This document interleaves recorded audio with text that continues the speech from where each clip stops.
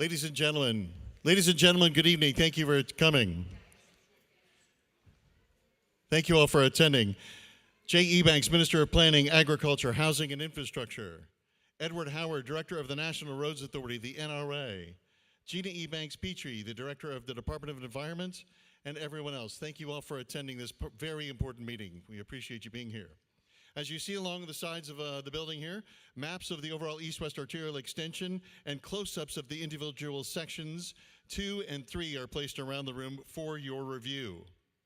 The NRA have commissioned the Environmental Impact Assessment, the EIA, for the east-west arterial extension, and WRA are the specialist consultants who will be undertaking the study, the people here at our table. The purpose of the meeting is to provide the opportunity for the NRA and the Environmental Impact Assessment consultants to provide more information on the EIA study terms of reference and for members of the public, yourselves, to ask questions during the public consultation period. The project panel will deliver a presentation which will take about an hour, and that'll be followed by your question and answers. Written comments can be made by using comment cards available at the materials and can be dropped off in the comment collection box. You can also send your emails to doe@gov.ky. This meeting will close at 9 o'clock. I'm just pointing out that I'm also the neutral moderator to facilitate respectful discussion, and I don't represent any organization. In that regard, I also ask you to keep your questions to the point. We have a lot of people here tonight, and we appreciate your attendance. We have a lot of people that are going to ask questions, and we want to make sure everyone's questions are raised tonight. So thank you very much. And again, Mr. Howard, would you like to please make a few comments, please?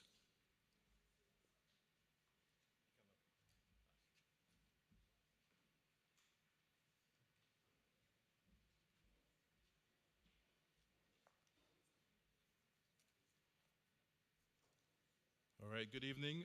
Protocol haven't been established. My job here today is just basically to provide a few opening remarks in terms of the East-West Arterial. And so I won't be before you very long. I know everyone is anxious to hear what the consultants have to say concerning the study. And we want to make sure we leave enough time for people to ask questions.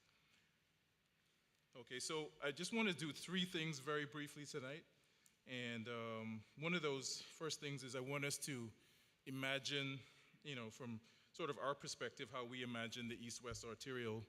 And as I was driving up here in traffic, I deliberately came late so that I could kind of see what sort of travel times and what sort of conditions Northsiders face on a daily basis. So imagine, if you will, Northsiders didn't have to spend hours every day just getting to and from work. So imagine if cruise ship passengers visiting our island had a road that could safely and quickly transport them to attractions like the Botanic Park, the Crystal Caves, and so on.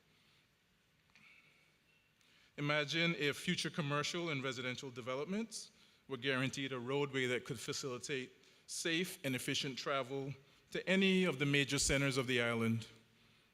And then imagine if Grand Cayman had a central highway that was hurricane resilient and could serve as an emergency route whenever the coastal roads were compromised. Imagine if there was a corridor that had adequate space to allow civil utilities like electricity, water, fiber, and even central sewer to be built easily. So that's sort of one of the first things I wanted to mention. Number 2, I just wanted to throw out some numbers with regard to the loss of productivity in Cayman due to congestion. And we got these numbers from our traffic model recently. In 2018, the total vehicle hours of delay was estimated at 4.8 million hours. And when we put a cost factor to that, that equates to a cost of $135 million in loss of productivity in 1 year. Fast forward to 2026, if we don't make road improvements and we kind of keep things as is, we end up with 9.9 million hours of lost productivity, or $282 million per year of lost productivity. Moving forward to 2036, again with a no-build situation, we end up with approximately 18.6 million hours of lost productivity, or $540 million per year. So that's, when you look at it from that perspective, that's the cost of congestion to local residents. And the last thing I want to say is focus on some of the benefits that we perceive with the East-West Arterial. So the East-West Arterial is a vital part of the proposed improvements that you've seen that we've been making. And in keeping with the National Conservation Act, the project is set to undergo a detailed environmental impact assessment, which will look into environmental and social challenges, as well as technical feasibility of the planned route.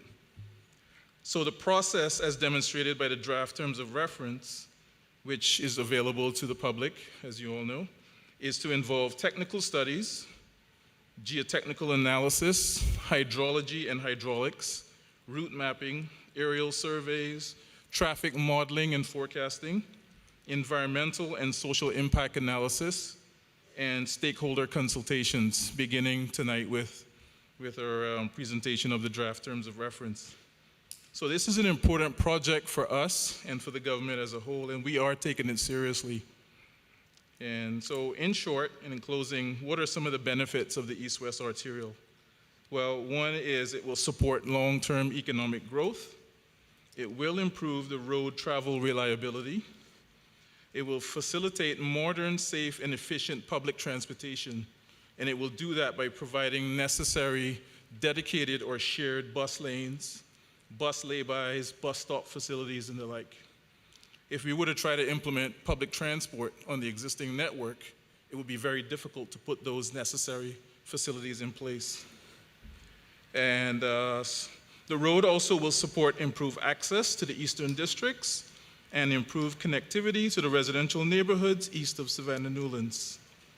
And we also say that it will provide a safer road alternative to the existing coastal roadways, and it will provide a robust, climate-resilient road alternative in general. So before I turn it back over to Jay, I just want to say that he will explain more about the process and why we're here today and the role of the consultants. So thank you, Jay. Perfect. Thank you, Mr. Howard. Actually, I'm pretty much going to throw it back to the panel because I'm going to let them introduce themselves and let them introduce themselves to you, and then they'll begin the presentation, just in the essence of time because we have so many people and we want to get to your questions. Please.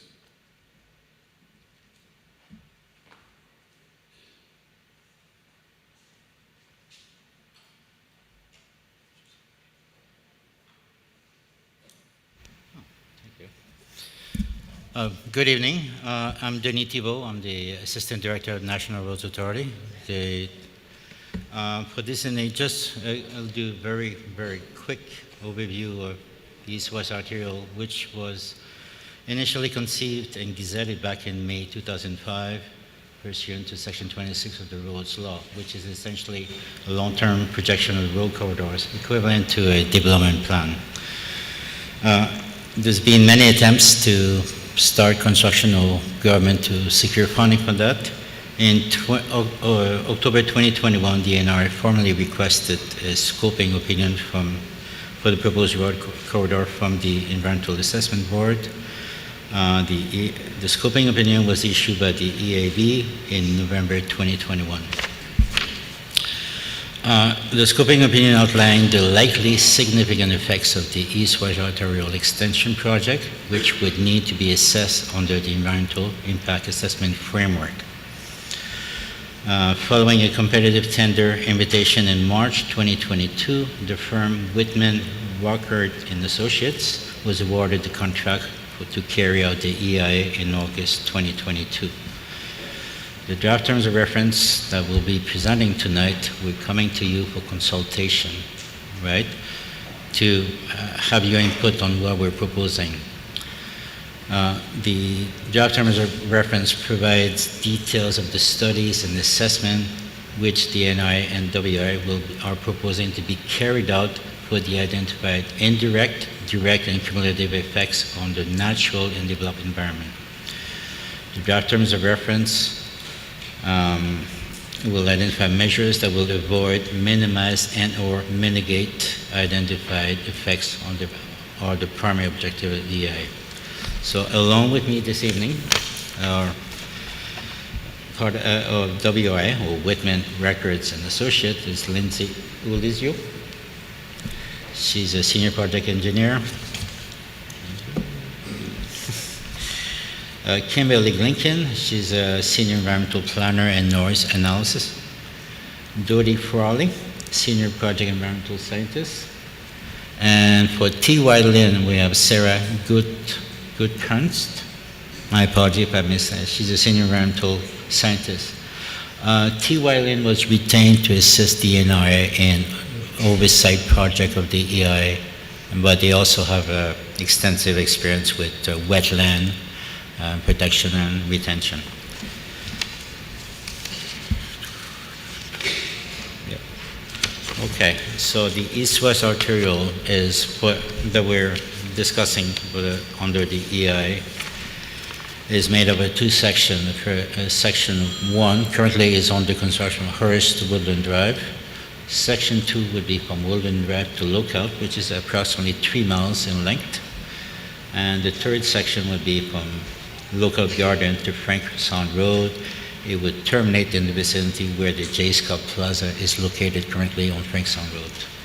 It's about 10 miles, and we've identified, again, the EIA will determine what will be the final width and alignment of the corridor.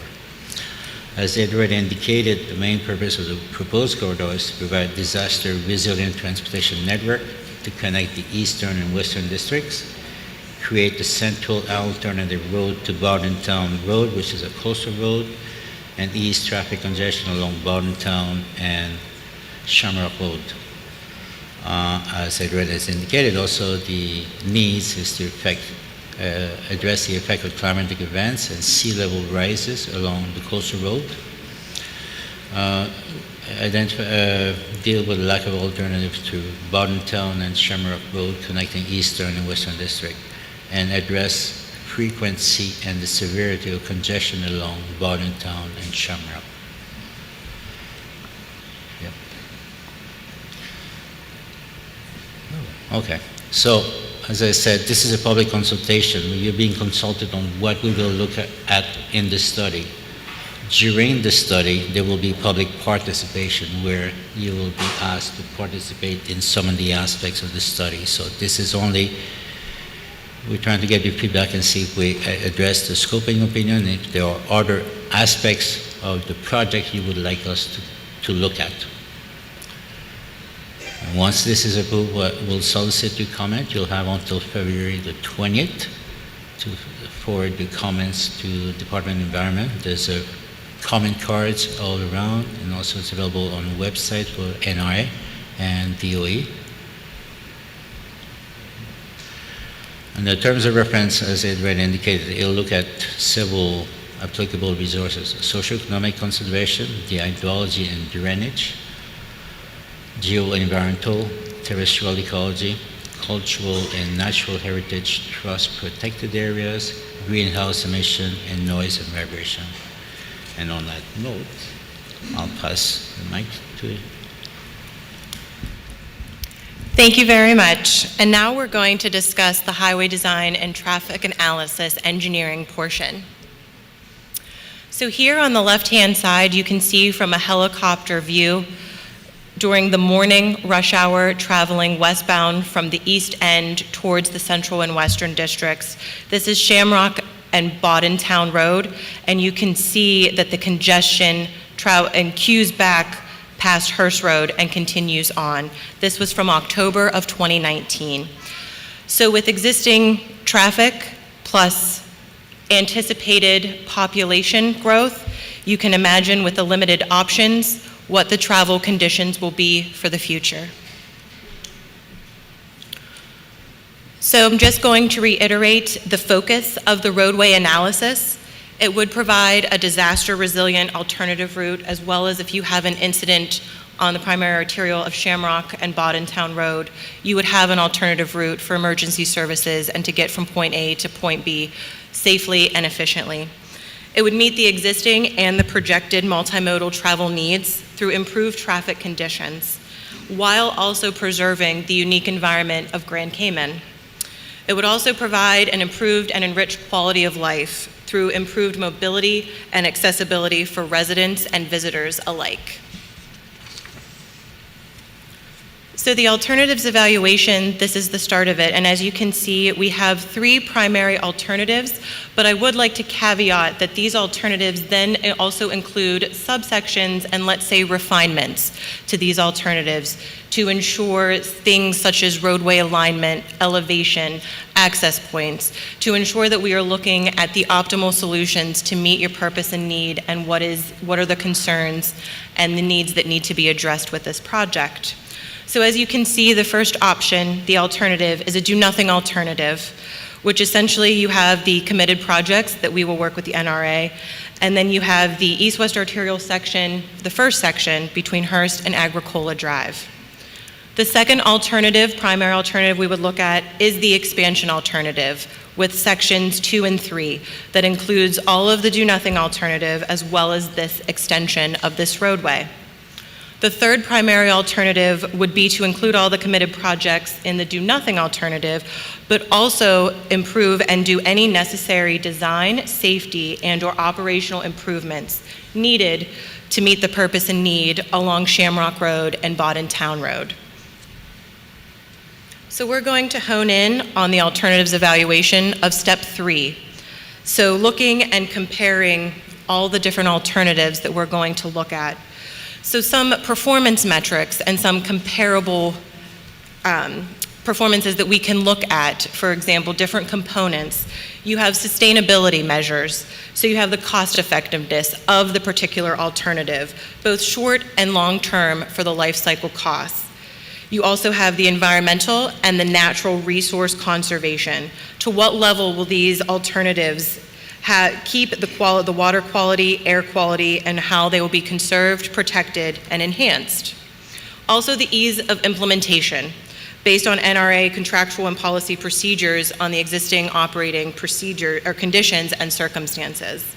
You also have the community context, where the level of which promotes and maintains your local and your regional community, or you're driving all the public, the multimodal aspect of things. You want to move all goods and people safely and efficiently while improving the quality of life and the accessibility.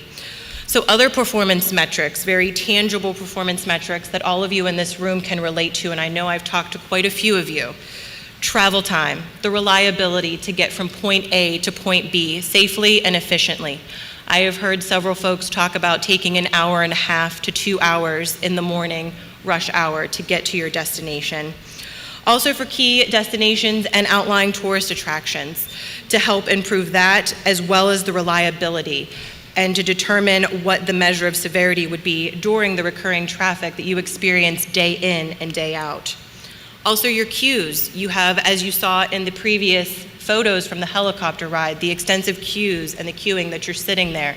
So your diminished quality of life as your kids are sitting in the car in their PJs sleeping, and then you have to not only get them dressed and have them eat in the car so you can get to your destination in a timely manner. Also fuel consumption, emissions, and land use accessibility to once again improve the quality of life and the connectivity to safely and efficiently reach jobs, healthcare, grocery stores, etc.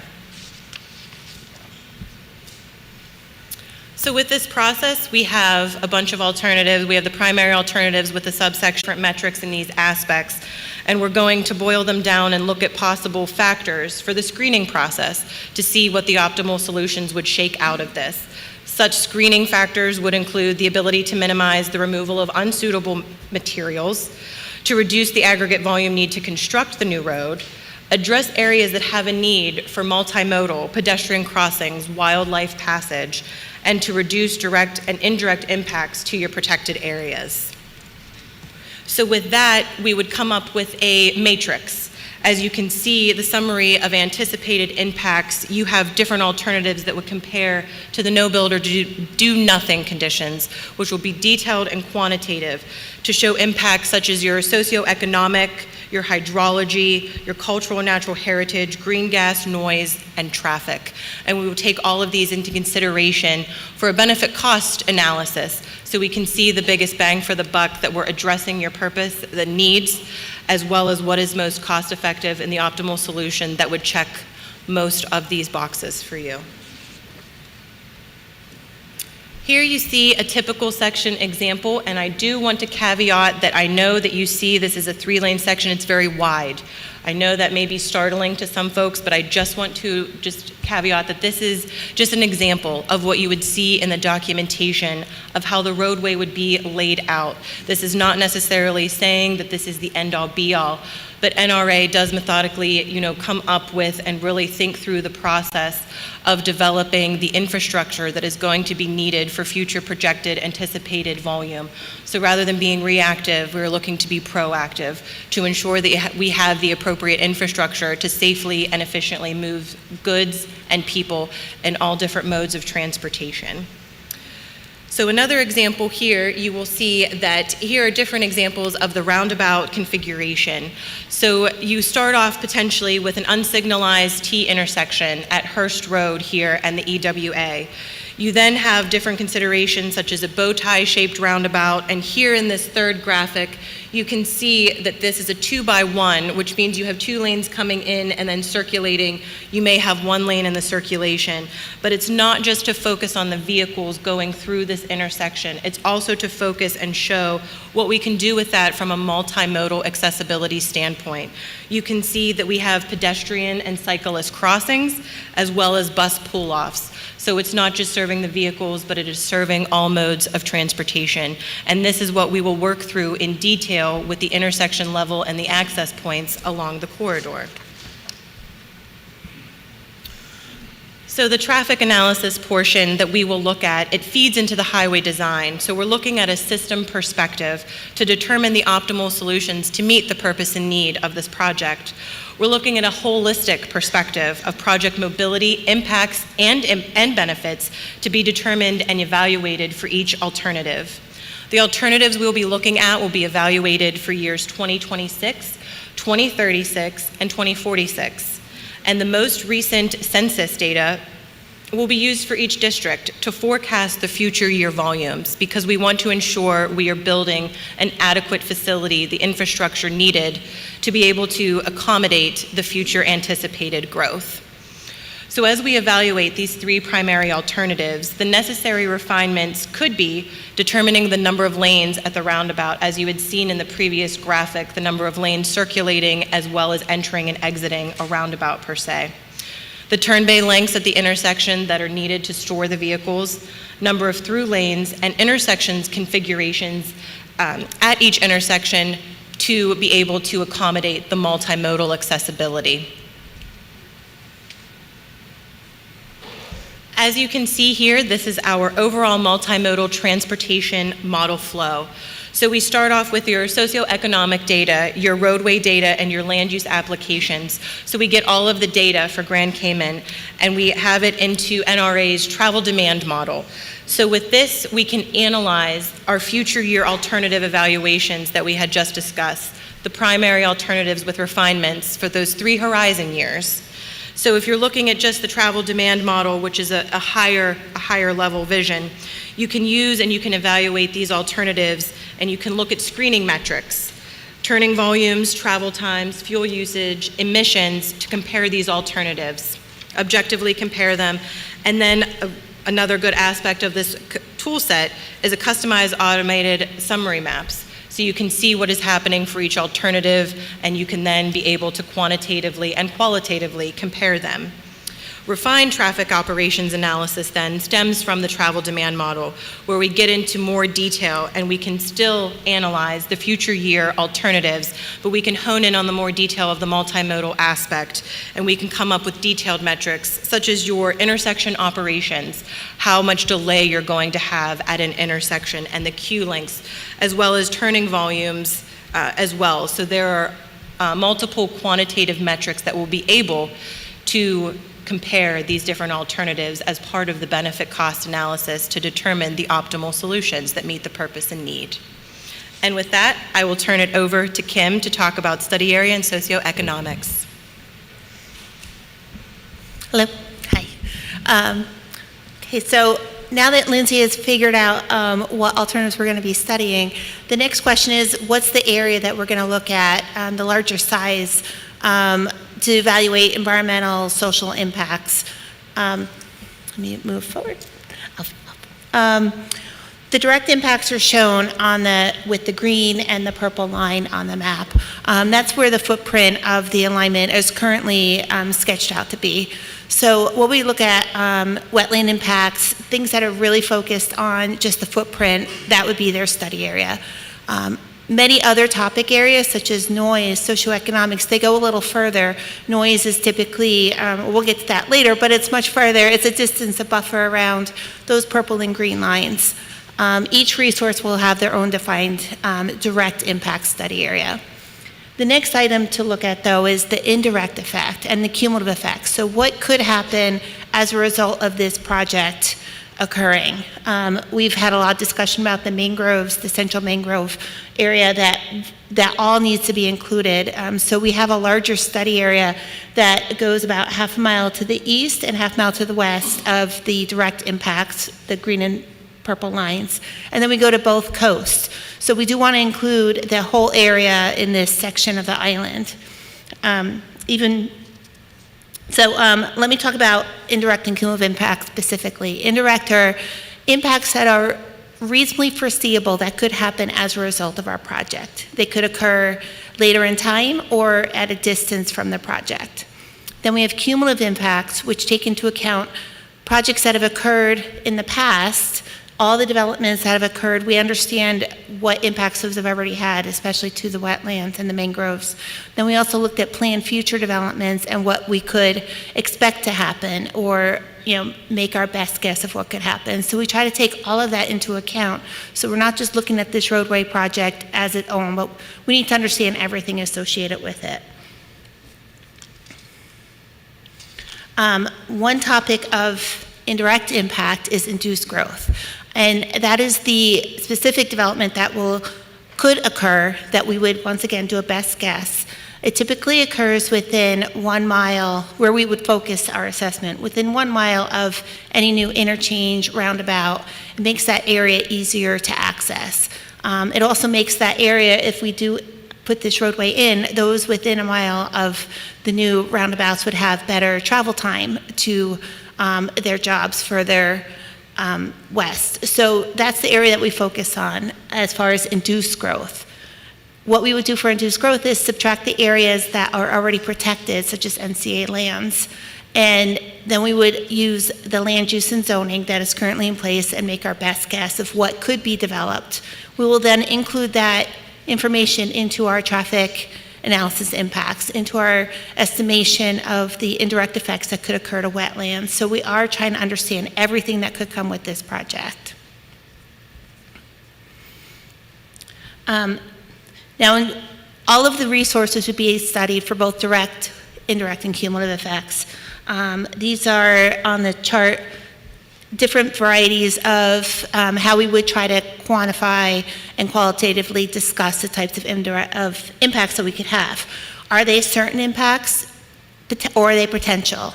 Such as the developments, that would all be potential. We don't know what could come. Are they permanent, or are they temporary? Temporary impacts that just could occur during construction of the roadway, lay down areas. We'll look at all of that as well. And then positive and negative. We want to focus on both the positive and negative, so we understand everything associated with this project. Once we have the impacts identified, we would then qualitatively discuss whether what their importance or sensitivity is, how sensitive perhaps the mangroves are to the impacts. So we would take into effect whether it's a high sensitivity or if it's something that's really not that big a deal for impacting something, something simple, a parking lot, something that we could fix quickly by just making some minor changes. We'd also discuss the magnitude. Is it a really high impact or negligible impact? So we do some sort of chart to try to understand and allow you to understand what type of effects we're talking about. Now, socioeconomics in specific, we're going to look at both objective and subjective characteristics to try to describe the area and understand what has happened in the past, how the area has grown, how population, employment, and then how it's projected to grow. We're going to look at residents, renters, businesses, and also marginalized and vulnerable groups. People we want to make sure have the same benefits as others. We don't want somebody to be slighted just due to their economic or financial issues. For the socioeconomics, we're looking at the entire island for the study area because it does, so many of you are traveling from the east end all the way to the west side. We want to make sure that, employment's going to affect the whole island. Population growth will affect the whole island. As far as the process, I probably went through some of that already. We're first going to identify the baseline of current conditions. We'll review relevant planning documents, data, zoning laws, you name it, anything we can find. If you have suggested plans or reports, that you think would be critical to what we're doing and you're not sure if we're looking at them, please let us know. We're then going to talk to developers and the people, the NRA and planning, and try to identify what the plan developments are in the area. And are there any plan changes to any laws? We'll try to include all of that. We'll then assess the potential benefits and impacts of the project as compared to the no build. And we'll describe it qualitatively as far as what your quality of life may be, how that may change as compared to no build, access, mobility, income and economics, and changes to housing. We'll then share this information with the relevant agencies and just try to identify measures to minimize any harm that this could happen. Next, I'd like to talk about noise, vibration, and greenhouse gas emissions. So put on a different hat right now. Noise is a specific environmental impact that really affects those who are nearby, either the existing roadway for construction impacts or the new roadway for when it's in operation. The operation, the distance that is typically used, we're doing a combination of UK standards and US standards since Cayman does not have their own standards. So what we've come up with is about 2,000 feet from the new roadway, which is a half a mile, so it really is a far distance for noise. But we'll look at that corridor for operation, and then construction is more focused because it's more focused on construction trucks using the existing roadway and what additional noise that may have. So that's about 165 feet from the roadway there.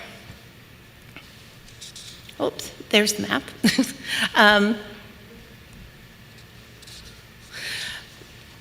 In order to do the first step for noise, we would do noise monitoring to evaluate existing conditions. We currently propose to put 2 meters out, a sound level meter, just like putting a cell phone on a tripod, and we would leave it in somebody's safe backyard for a full day to get hourly measurements. And then we would also do about 7 short-term noise monitoring sessions where we would take that short-term, that same meter, and we would be along either the existing roadway or near the proposed roadway, or areas that would butt up against where the proposed roadway would be, just to get the background noise. We would then use that information to develop a 3D model. It takes into consideration the XYZ, so it gives you elevation and distance. We input information such as where the noise-sensitive receptors are, where the houses are, where your recreation facilities are, and then we also put in buildings that would deflect the noise. So we kind of create this model of what you can see when you're out there, and then we add traffic and speed, and we can get estimated sound levels for both existing conditions and future conditions. So we could do this, we plan to do that on up to 3 alternatives, which would include the build alternative and if we have something along the existing roadway, so we can study all of that. What I would like to put out there is if anybody would like to volunteer for noise monitoring at their house, please feel free to write it on the comment card or approach one of us, because we do need a safe location to keep our monitors, especially the 24 hours. And we do need your consent to go on your property. So any help we could have, it would be to your benefit to have a good model. And what we can do with these models too is if we find that we've got some room to shift the roadways north-south, we could see where our sensitive receptors are, and that if we shifted a little bit one way or the other, we could actually minimize effects to a certain community. So that's why these models are really good. Next up is vibration. So vibration is only focused on construction. Operation, there is no really vibration issue during operation of the roadway. But during construction, it's mostly for perception, for annoyance. So what we would do is a qualitative assessment, what type of construction vehicles were anticipated being used, what type of construction activity, if we need pile, different activities, and then how far away the construction is from receptors that would be sensitive to noise, vibration, I'm sorry. But that's all a qualitative assessment, and then once again, we can identify where there may be issues adjacent to sensitive receptors and identify measures to minimize any of this annoyance. And finally, I have greenhouse gas emissions. Greenhouse gas analysis will include an analysis of tailpipe emissions, as well as the effect that the peat removal will have on the carbon sequestration losses, and then what the road material will have on the emissions. Once we look at that, we'll come up with, identify some potential mitigation measures. It may be to identify that construction vehicles need to reduce their idling, or that we need to put special equipment on the construction vehicles, or we can choose materials that may need to be, that can be better reused. Or we can revise the road design so we can minimize how much peat is being removed. With this, I'll take it over to Dodie. Okay, I'm going to talk about hydrology, drainage, and geoenvironmental. So on Grand Cayman, hydrology and drainage are influenced by various factors listed there, such as topography, geology, climate, tropical storms and hurricanes, freshwater lenses, and the large mangrove population. The flat and low-lying topography is vulnerable to winds and flooding that's caused by hurricanes and tropical storms. Flooding on the island can vary. It is limited in areas that have sufficient elevation and porous limestone outcropping due to the high amount of infiltration. And then there's frequent flooding in both developed and undeveloped areas that have low elevation and or like peat or soil that has low permeability, such as like the cap rock. Within the project area, the hydraulic function is largely determined by the flow of rainwater runoff and storm surge flows from south of the mangroves north towards the mangroves. You can see the arrows on the picture over there. And the central mangrove wetlands are very important in the hydrologic cycle. For rainfall generation, local water hydrology, groundwater replenishment, water filtration, soil stabilization, and also hurricane protection. So there are the three largest freshwater lenses are the Lower Valley Lens, the Northside Lens, and the East Lens. The Lower Valley Lens, the Lower Valley Lens you can see at the bottom there, and that's the smallest of the three. And that underlines or is adjacent to section 1 and 2 of the proposed roadway. The Northside Lens, which is on the north side there, It's about 0.6 miles north of the east side of Section 3. And then the east end lens is on obviously the east side there. And it's about 2.5 miles east of the eastern extent of Section 3. These freshwater lenses have 3 different zones. There's the freshwater there, saline, and the brackish, which is in between the two there. They are basically recharged mainly during large rainstorms, and they're an important source of potable water on the island. All right, peat underlies most of the mangrove swamps and also some of the bedrock.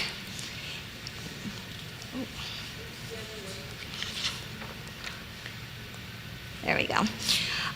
It's mainly composed of the organic remains from the mangroves themselves. And peat is a very important player in global climate change because it does sequester the greenhouse gases. Trial pit data was collected along the proposed roadway alignment back in 2008 for Section 2 and Section 3, and it did show that peat does underlie a portion of the proposed roadway alignment. Along most of it, it's an insignificant depth, but in areas closer to lookout gardens, it can average about 5 feet, and then I think the deepest we found was 14 feet. So a potential impact is during construction, there might potentially be soil compaction and erosion, temporary dewatering, and also disturbance of the natural resources. To mitigate for these potential impacts, we could do erosion and sediment pollution control. That can include, as you can see, the low impact construction vehicles. There's some matting there.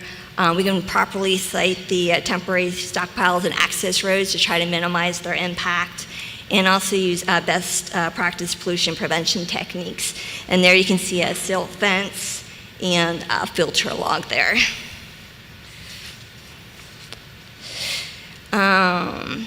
So another potential impact would be a damming effect caused by the roadway. As we saw earlier on the slide, how the hydrology runs north.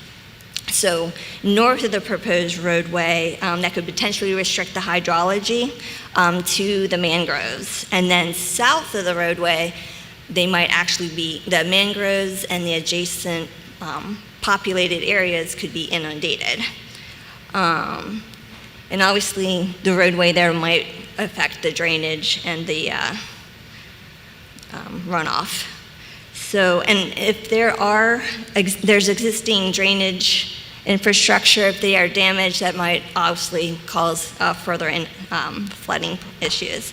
So for mitigation, we could maintain the water flow, and this can be done through, as you can see, an elevated roadway. We can use aggregate in the actual embankments to allow flow to go through, and then there's a box culvert there. So the footprint of the roadway itself may cause a loss of the mangroves and peat and their important environmental functions.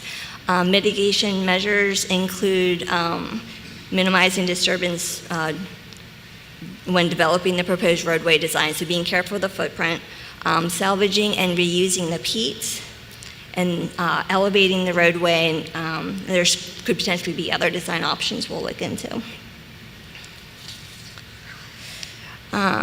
As we discussed before, the stormwater and drainage patterns could be impacted, and in turn could affect the freshwater lenses, the ecology of the natural resources. Contamination from the roadway, either directly, such as spills, or indirectly through surface water runoff, could pollute groundwater, freshwater lenses, or other potential other sensitive habitats. So a stormwater management plan, including drainage infrastructure design, will be developed to help reduce and mitigate for these impacts. So various guidance documents will be reviewed to determine applicable standards that will be used. Sources include Cayman Island and UK and also international standards. And in addition, national departments will be consulted. So various desktop and field assessments will be completed in order to identify potential cumulative impacts and inform the selection of mitigation options. There's a list of assessments there. They include hydraulic analysis, freshwater lens study, flood risk assessment, mangrove peat assessment, cut and fill estimation, an assessment of risk significance, and the impact of sea level rise and climate change. Okay, with that, I am going to pass it off to Sarah. So I'm going to talk a little bit about the terrestrial ecology and cultural and natural heritage sites. Like we've talked about before, we're not only going to look at these sites in terms of direct impacts due to the construction, but also indirect impacts through the operation of the roadway. All right, so some of the sites that have already been identified as environmentally sensitive areas that we'll take a look at for impacts during the EIA are 2 National Trust sites, which are the Central Mangrove Wetland and the Mastic Reserve. And then also we have national conservation lands, including the Little Sound Environmental Zone, Meager Bay Pond and Animal Sanctuary, Little Cay at Duck Pond, and portions of the Central Mangrove Wetland. And you can see along sections 2 and 3, they border the southern boundary of the Central Mangrove Wetland and the Mastic Reserve. Along with these areas, we also have ecologically sensitive areas to the north and south of the corridor that are not currently designated as protected areas, but we will be taking a look at those in the analysis as well. So the EIA is going to evaluate the potential functional loss of these areas with the goal of achieving a no net loss of biodiversity, and we'll talk about the methods that we'll try to achieve that. Thanks. Okay, so the Central Mangrove Wetland is a fundamental component of the natural ecosystem of the Cayman Islands. Mangroves make up about 36% of the Grand Cayman's total land area. And the Central Mangrove Wetland is the largest contiguous mangrove wetland in the Caribbean. So it's super important. It's home to numerous plant and animal species, and on top of that, they protect the coastlines by reducing effects of storm surge. They reduce erosion, filter nutrients to the North Sound area, which plays a part of the food web here, and they also store carbon dioxide from the atmosphere.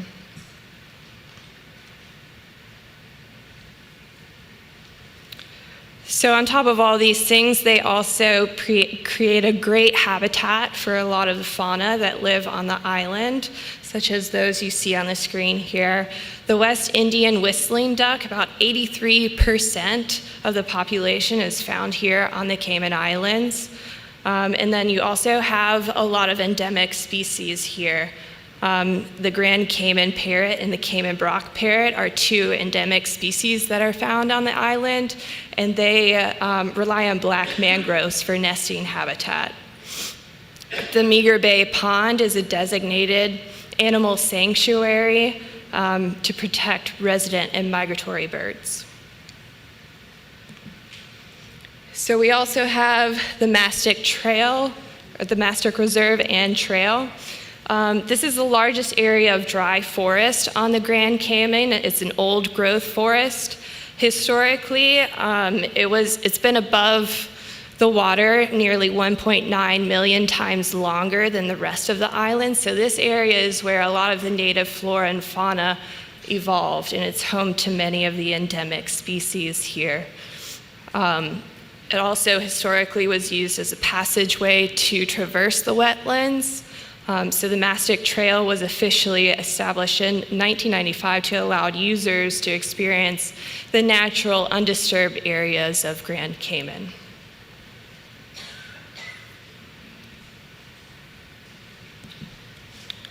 Okay, so the methodologies that are going to be used during the EIA process to evaluate these resources are first to establish the baseline conditions, and that's going to be a lot of the data gathering using GIS and field surveys, the hydraulic and hydrological modeling information, review of technical reports, to establish what the existing condition is. And then from there, we'll identify potential risk sectors, such as the ones that we've been talking about, and ones that have been identified in the scoping opinion.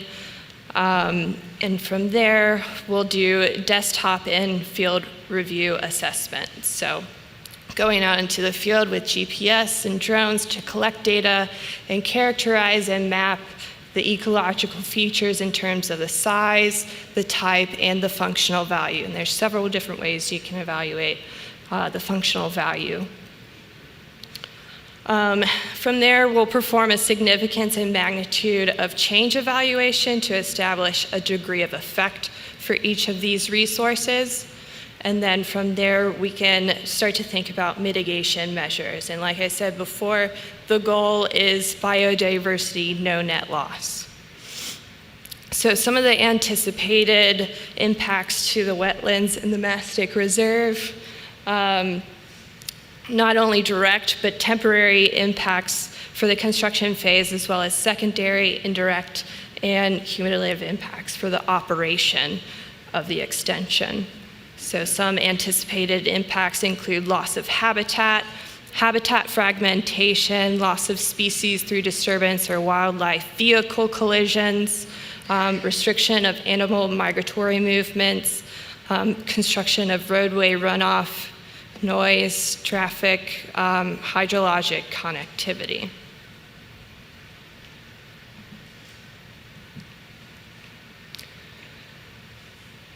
So from there, we can start to consider the mitigation measures. Avoidance and minimization will be considered to the greatest extent possible, but if that is not possible, we start to look at mitigation strategies to offset. And there are many, many different ways you can achieve this. Some of these include wildlife crossings, hydrological crossings, replacing the habitat, either through creation or restoration of what's already there, enhancement, or preservation of what you already have. And then, of course, we have mangrove restoration that's been very successful in past projects, scraping down areas that have been filled, creating mangrove planter areas, and reestablishment of tidal connections. Okay, so along with the terrestrial, thank you. Along with the terrestrial ecology, there will be a section on cultural and natural heritage sites. These are kind of the same sites that we're talking about in the terrestrial ecology, but the sites are also protected under the National Conservation Act, National Trust Act, and the Public Lands Act. So the identified resources today are the Central Mangrove Wetland, the Mastic Reserve, and the Mastic Trail.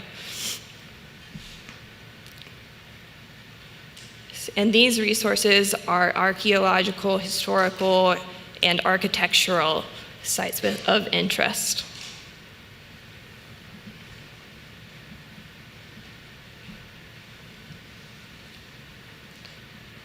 So the framework for evaluating the cultural and natural heritage sites is kind of similar to the terrestrial. First step is we'll do an assessment of just gathering information of the potential potential effect on these sites.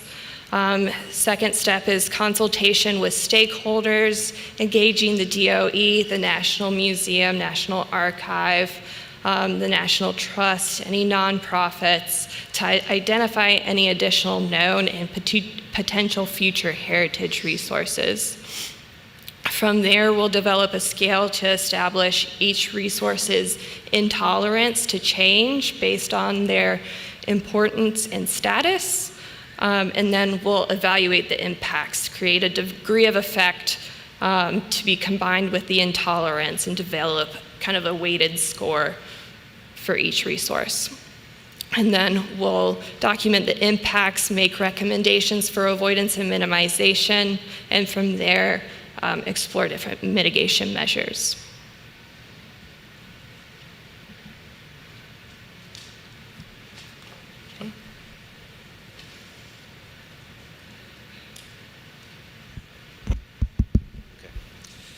Okay, so how can you leave a public comment for this evening as a result of presentation? You can provide this evening your written comment to NIA, and there's a few DOE employee this evening. You can also email to the Environmental Assessment Board, which is at doe@gov.ky.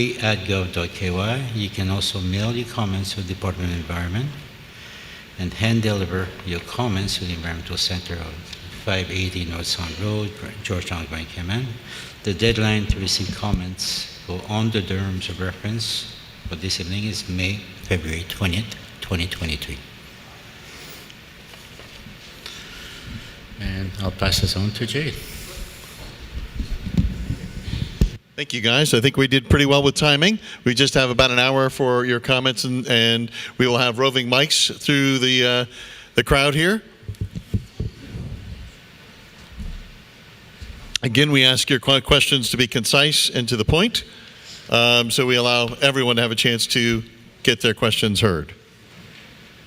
And anybody, just raise your hand and we'll take your questions. We got over here in the corner. You love being first. Coming right behind you with a mic. Hang on one second. We are streaming, so we'd like to record and hear. The people at home can hear this too. Thank you for the opportunity to speak. The first thing that I was thinking during your presentation is, why is it that the public consultation and the opportunity for feedback, the chance for that, is coming prior to an environmental impact study as opposed to after that, when the public can be more educated along with the process that you're going to endeavor to do? The way I see it, the opportunity for public input should come after the environmental impact has been completed, not before. Hi, I'm Joyce Barkley. I'm the project manager for WRA. It's my duty to make sure I've got the best of the best on the panel, which I think I do. So in terms of the public consultation, there's actually going to be 4 opportunities. The first 2 today and on Thursday, that is discuss what your concerns are about this, not just this projected or proposed road, but also about the alternatives. So we want to make sure that as we're putting the terms together, we're addressing all of your concerns. You know, I don't want to get to the end of the assessment and then find out we forgot something that, you know, maybe only you know about or that you're concerned about. So the whole point for us today is explain to you what we're already putting in the terms, and then having you come to us and say, well, you forgot about X, Y, Z, please include that. So we've got the 2 meetings just on the terms, but then once we actually get into the actual assessment, we're going to have more public consultations in addition to everything that's going to happen in between, so that when we get down to the final assessment, we have the reports and we have answers to give back to you, then you can also have consultation at that point in time. So we have the 2 meetings for the terms. We're going to have 2 meetings for the final reports, environmental assessment, and then we're also going to hold public participation in between during the studies as well. But we want to make sure that we capture all of your concerns so that we can get it incorporated into the terms. The terms is what's going to guide us in doing the assessments. It's going to tell us what regulations we have to follow, what standards we need, what are our criteria that we're going to compare all of this information to. So this isn't the only consultation. Thank you for clarifying that. Sure. Appreciate it. Next question. Coming back with a microphone. Sorry. I was just wondering what the current budget was looking like for the environmental mitigations and whatnot, and if you would consider reaching out to schools, et cetera, for fundraising, as there's a lot of environmental groups that I'm sure would be happy to help. Great to hear. As far as establishing a budget really for the mitigation, that's something that will be looked at more in depth during the EIA process. First part of the process is the terms of reference, where we kind of lay out how we're going to do everything and all of the factors that we need to take into account. And then from there, we kind of look at the acreage of impacts, what we were talking about, the functional loss of everything. And of course, that kind of equates to a cost or actual dollar amount once you get far down into the process. So we don't have a number for that yet. I think engaging local groups and local communities is a great idea. You all have a great interest in protecting your environment, so I think that's a great resource to consider as a mitigation measure. All right, thank you. Great suggestion.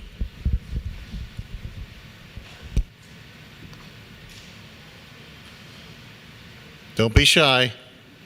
There we go. We got one in the back and one in front here. So but you both raised your hand to the front. So one of them can work this way, one of them work that way to the back. That way in the back. Right here, the lady in the sunglasses. Yes, I'm actually worried about the mitigation regarding the hydrology for the north side of the lens.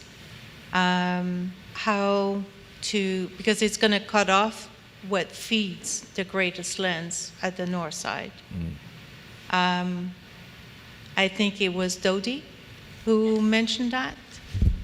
You kind of glossed over what you were planning to do, and you had some ideas. But if you can go back to that graph that actually showed the flow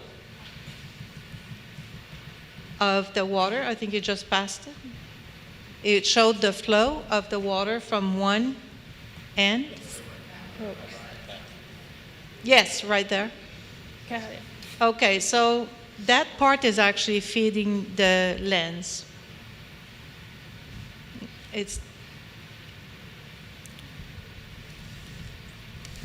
Yes. As part of our assessment, we will be doing hydrology and a hydraulic assessment. Those have not been completed yet, but we will be looking at modeling how the freshwater lens will be impacted by the potential, by the roadway. Are you planning some basins to capture the water? How are you planning to do that, especially at this end? Because the mountain actually is the effect. The clouds go over the mountain with the east wind, and then it carries through to go down further westward. And that's why Georgetown has a lot more rain than the north side has. Yes, from the evaporation from the mangroves. Yep, Exactly. it moves and west. then it all goes that way. Right. Well, as part of the assessment, we will be identifying potential methods in order for the mitigation. We haven't identified them at this time. At this time, we're going to be looking at a huge range of options. We're open to ideas if you have any thoughts on that. I just have some suggested ones like the elevated roadway, the box culverts, the aggregate to allow the flow to go through.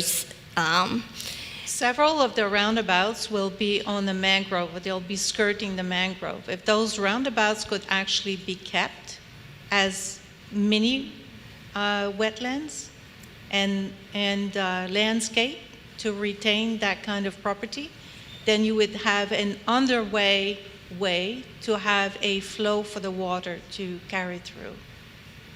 Okay, that's a good comment.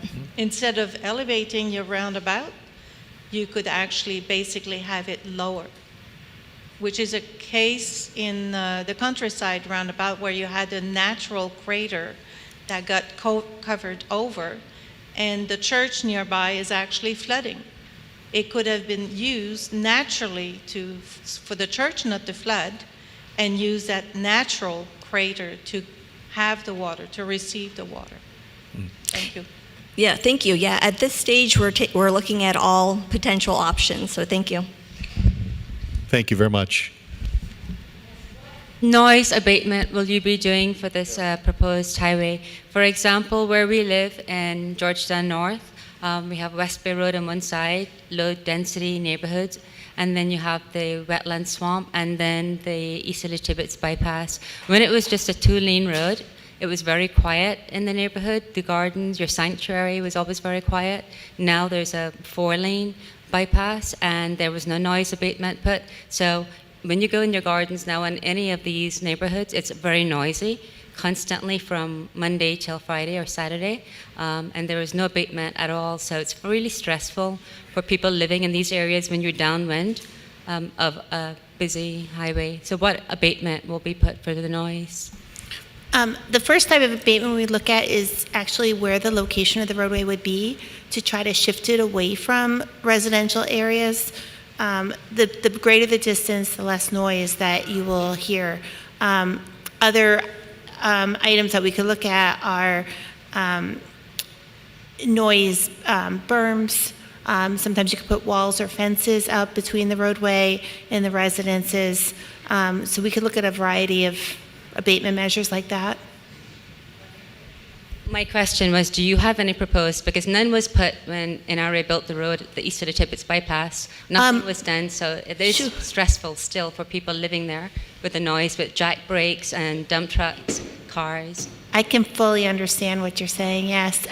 The good thing about doing this assessment is that we are proposing to look at noise, so we will go out there and measure the noise that it is now. We'll look at what it's going to be. We have UK standards that we will look at this against and work with the NRA at figuring out how we can reduce sound levels, especially where they're highest, and especially where we have new neighborhoods that don't currently have any noise, and now they're going to be adjacent to a roadway. So we're going to look at all of that. I think it's important to realize that this is the very first public meeting where they're looking at what you think should also be added to the environmental impact assessment. They haven't done the environmental impact assessment yet.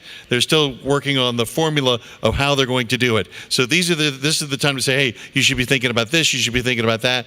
And then they're going to come back to you guys and say, this is how we're going to fix the noise abatement. So the first step is, what should they be looking at in the first step? Sorry to interrupt, I really do. Please. Hi. Someone mentioned that our wetland is the largest contiguous wetland in the Caribbean. Is that correct? Mm-hmm. Okay, so my question then is, on your initial assessment so far, in your professional opinions, should we be tampering with it at all? Is it important enough to just be fully left alone? That's a question you guys need to answer in your environmental assessment.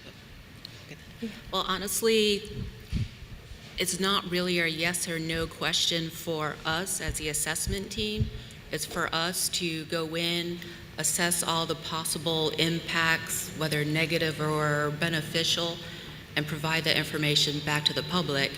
You decide yes or no, should we impact it? So. Thank you. I got more questions. More than you can handle tonight.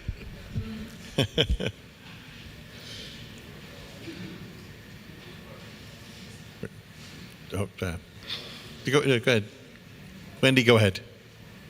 After, okay. No problem. Oh, it's me. Hi. Kind of going on the wetland assessment part of it, one of the things that I'm concerned about is the mangrove wetland is obviously very tightly interconnected with the ecosystems of the North Sound and then the reef beyond that. Why is there not being any marine ecological assessment included in the impact assessment? Because obviously if there is negative impact to the mangrove wetlands, that is going to have an effect on the North Sound, on the reef, which has tons of cultural and economic importance to the country. So I just think that should be probably included in the overall assessment, the impact, potential marine impacts. We do agree with that assessment. It also depends on where we think the proposed road is going to go, how far away from the actual shoreline it's going to be, and whether the impacts that we have by the proposed road, is it going to make it to the shoreline. We will definitely look at it as an indirect effect and potentially a cumulative effect. So it will be in there. Whether it's going to be a standalone affected resource, that's to be seen at the moment, but it will be addressed, at least indirectly. Okay, thank you. One more in the back. Hi, I just want to add to the comment about the noise abatement. You mentioned that you would look at how it affects residential areas, but please also look at how it's going to affect the Mastic Trail, which is important for the local people, for the heritage, and also it's an important ecotourism product for the island. And if it significantly affects people's experience on the trail, then it's going to be very important to note that. Thank you. Yes, I'm glad you pointed that out. We are planning to look at the Mastic Trail. Actually, that's one of our locations that we'd like to do noise monitoring, is to get an understanding of what the sound levels are now, see what the sound is that comes across from Frank Sound Road, just incorporate regular noise that's going around in the background, just so we make sure that we do understand. I understand that's an important resource. We'll be looking at that.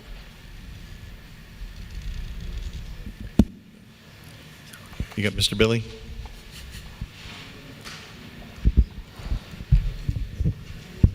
Thank you, sir.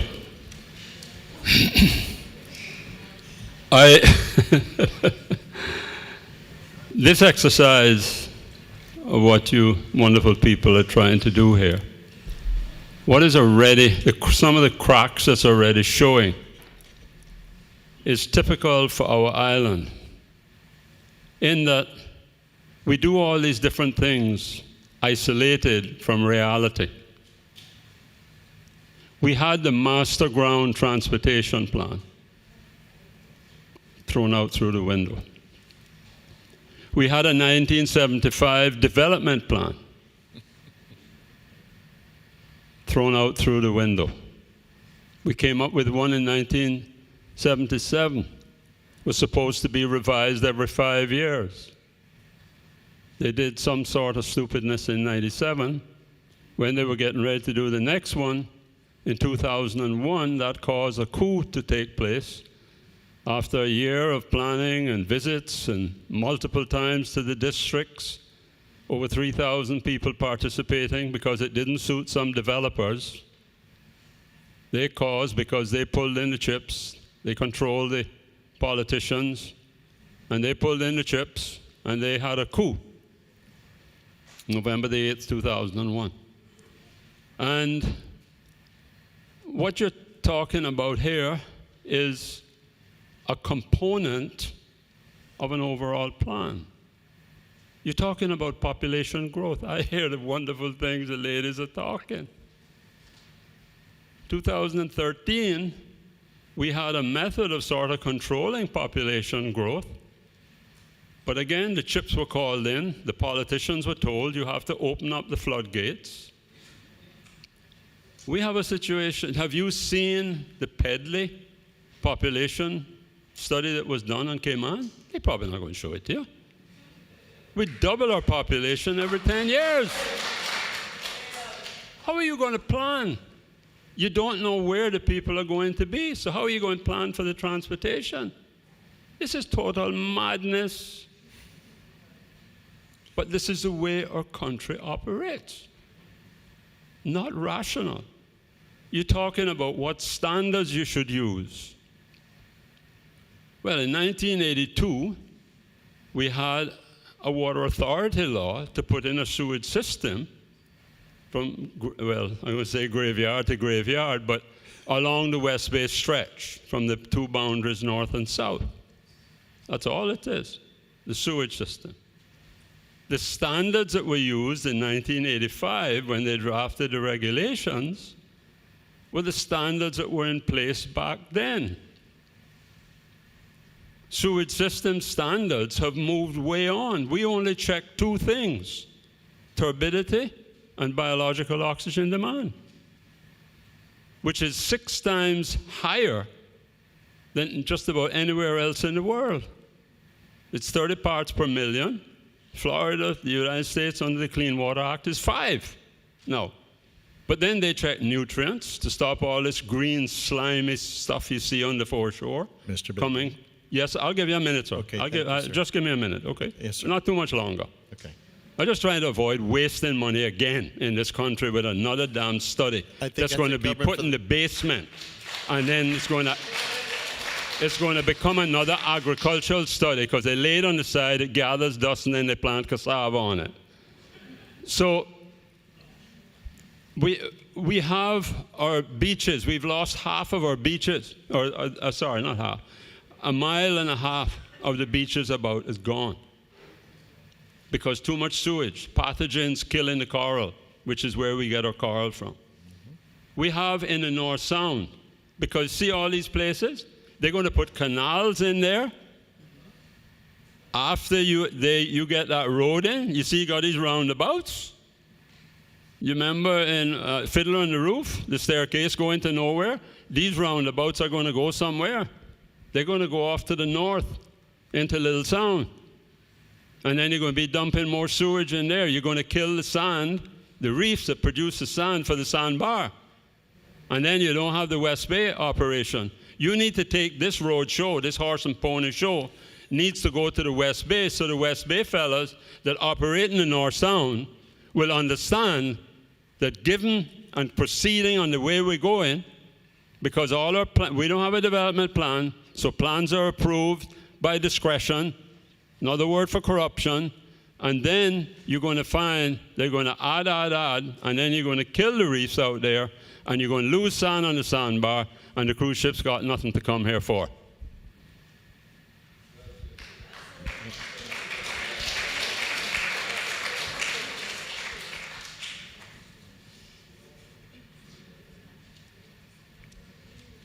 Hi.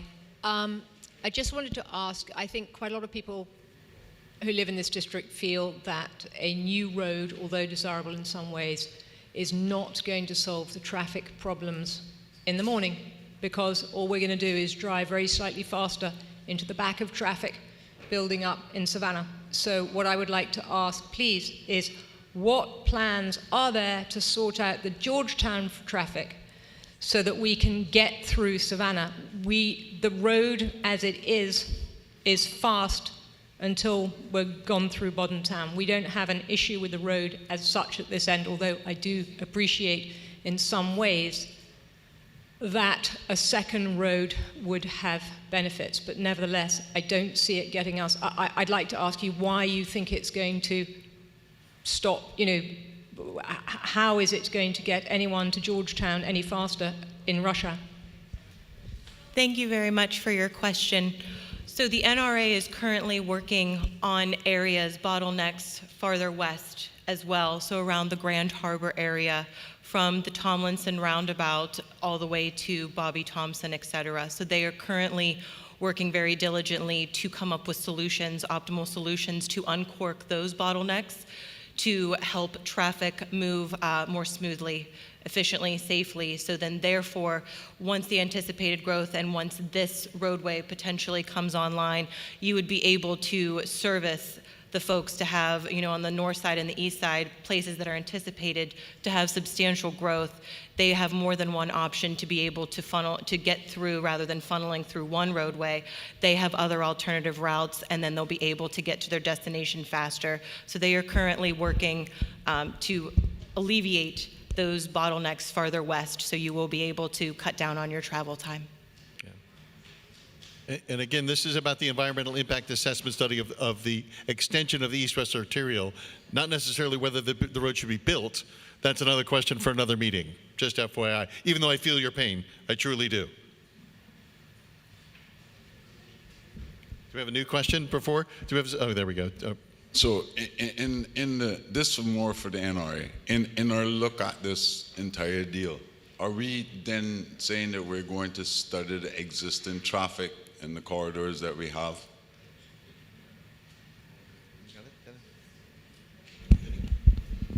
Yes, we are.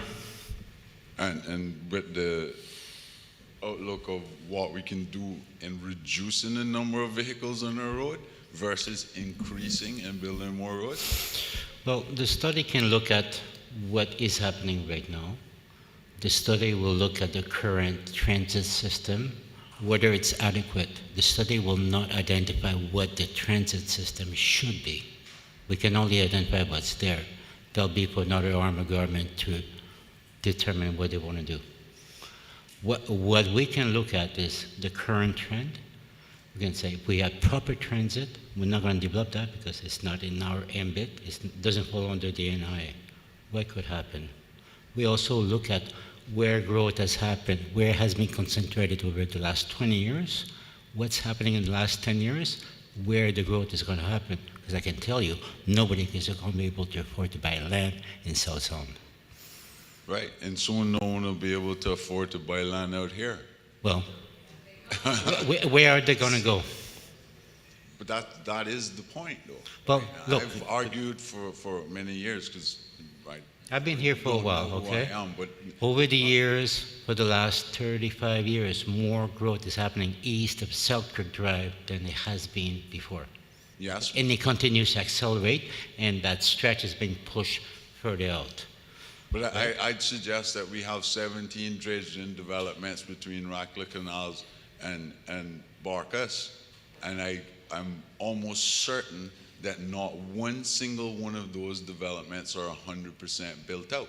So why are we considering opening up more land? I can't answer that answer. We're given a mandate to look at what would be required. Look, I'll tell you, if we do. I guess I'm saying that this whole process may be a complete waste of time. Is it? I mean, failure to plan is a sure way to fail. I can't agree with you more, sir, and that's why we're in this position today. This is part of a transportation planning study. Doing an EIA is whether we can then determine after that if it's the business case. Okay. You can't do the business case unless you have answers. Right, that's fair. I argue that it's far more valuable to not touch it at all, to protect it the way it is, or wetland. It has to be more valuable to our country to protect it than to go build a road in there. The obvious reason for a road is for more development. And I would like to see the developments that we have created here already in our wetlands fully developed out prior to me actually agreeing to attempt do more. I've studied this stuff, so let's say that I have a better understanding, yeah? If you look at the overall impact that we've made in the last 200 years on our island, and you try to build out time for the next 100 years, how much are we going to leave for the future kids to do, right? Like you saying pave roads. I was told as a kid, the roads were paved for me, right? Nothing's paved, right? And we have done a poor job of planning. And this, to me, is another poor job of planning. Because we are here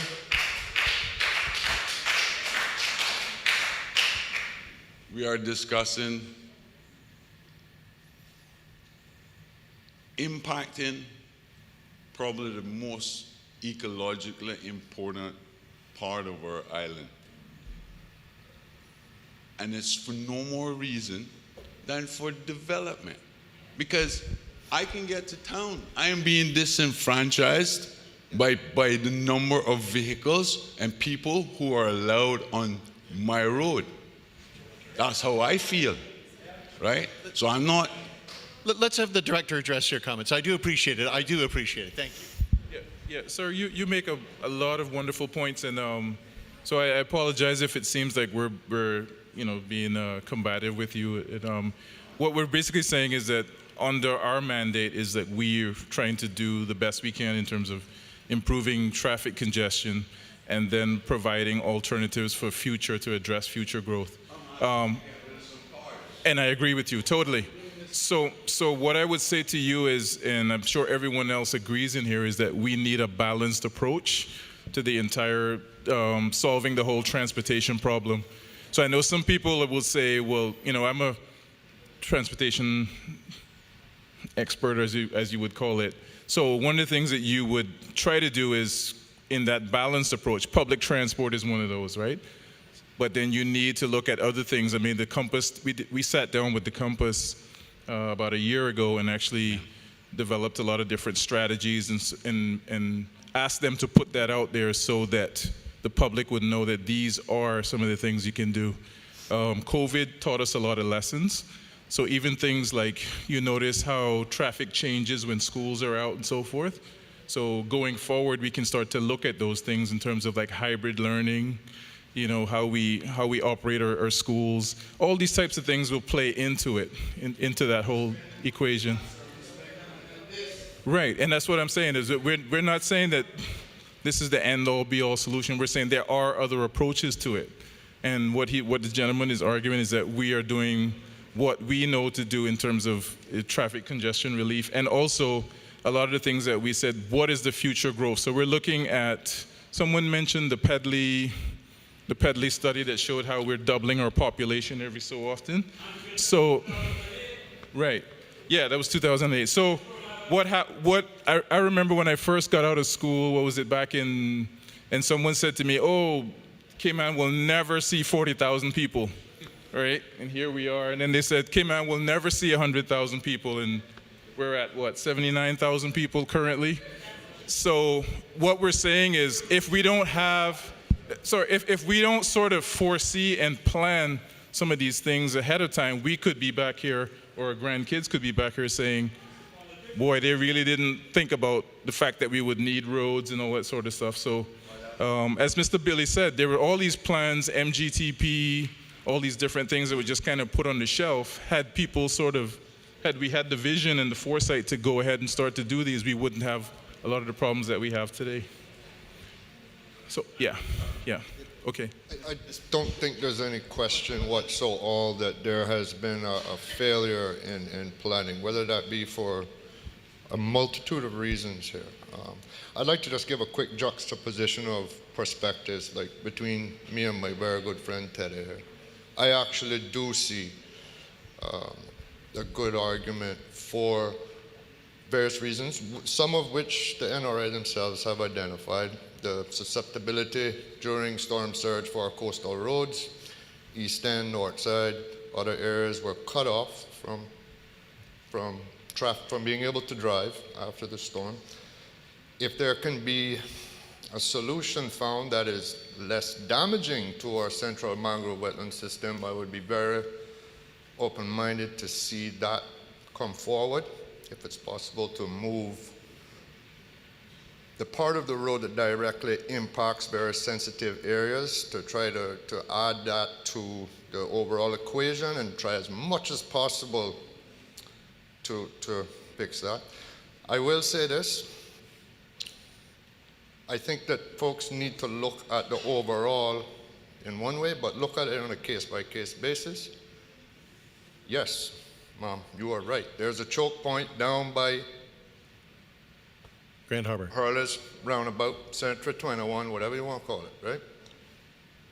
In my humble opinion, vociferous, the only way to deal with that is to have a way to allow for the free flow of traffic from the east in the morning and from the west in the evening. That's a vehicular overpass. However, when I look at the eastern districts, I can't, and when I'm going to my farm in the morning, I'm looking at it going the opposite direction of the majority of traffic, and then I'm coming back into the town. So I'm actually seeing it, I'm observing it all of the time. I'm passing by all of the constricted areas. I do see a need. I do see a need, and Ted might hate me for saying that, but I do see a need. Yeah. You know? Thank you. I think that there's a need to approach this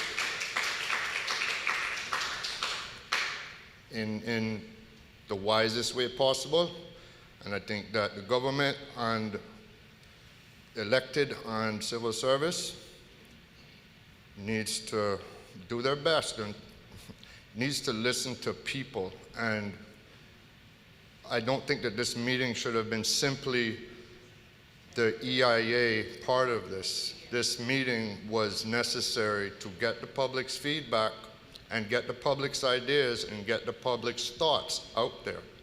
And I'm very much appreciative of all y'all here. But I think we need the public to be able to discuss this in a public forum and allow the value of people's solutions to come forward and then to be weighed against each other. Thank you. I do appreciate that, and thank you.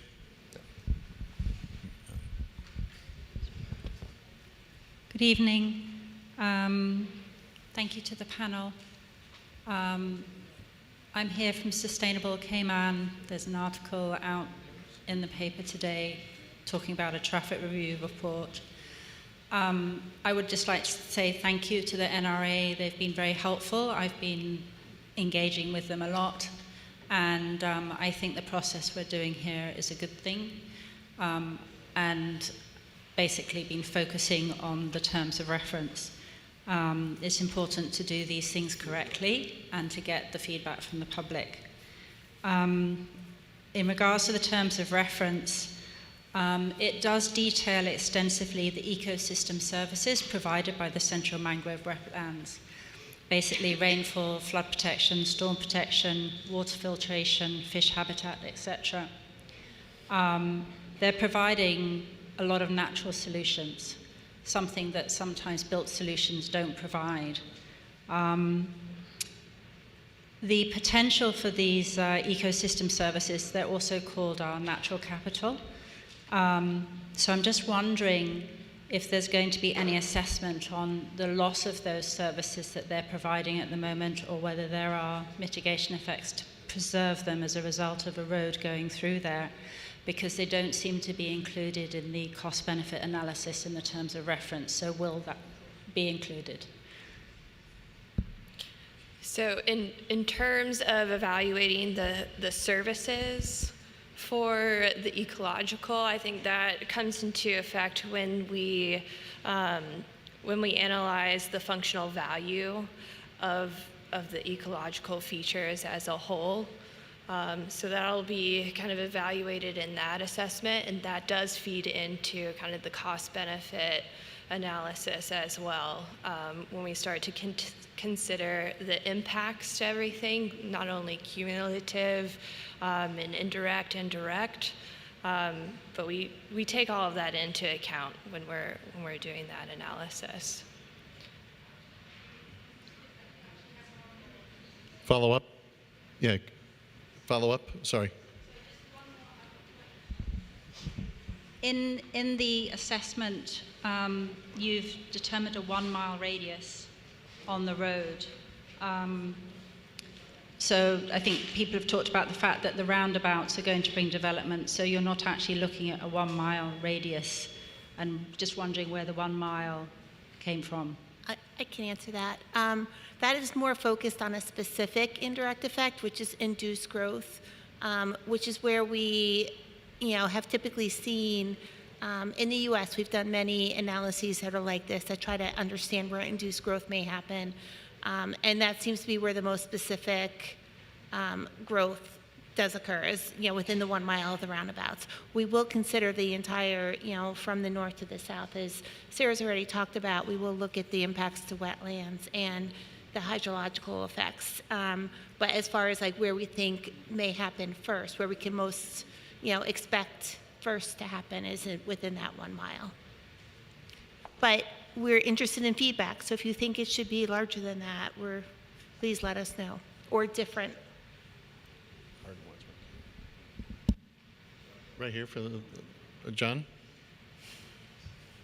Nope. Oh, me? Thank you. Jay, you need me to stand up? Whatever you want to do, sir. Whatever you feel the most comfortable with. Just no grandstanding. Well, what do you expect? Yeah, I know. Silly me. Everybody else can do it, but I can't? I'm trying. You got a wrong evening now. Let me first, for those of you who, and there's very few that don't know me, my name is Arden McLean. Very proud of it. Now, let me first congratulate you on a very well put together term of reference. I must tell you, a draft term of reference. I have seen them before. For you who don't know, I was the minister who built it to Newlands. Mm-hmm. Hi. The lady was asking me a question a while ago, as if I had questions.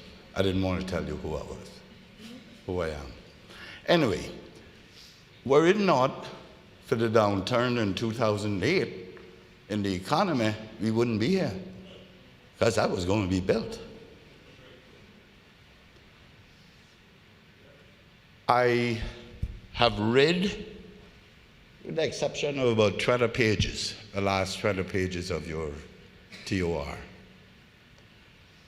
And I was stopped because a friend of mine who's present tonight sent me another report today, an analysis of this east-west arterial that was done by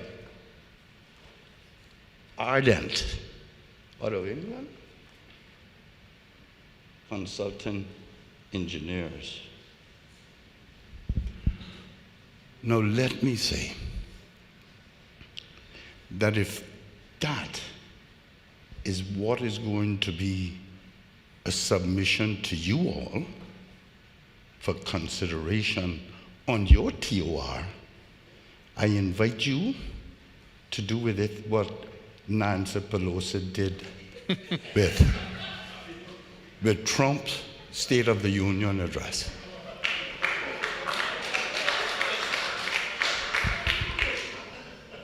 My first comment, after having to go home around midday to digest that all day, was the world would be a better place if closed minds came with closed mouths. That is not worth the paper it's written on.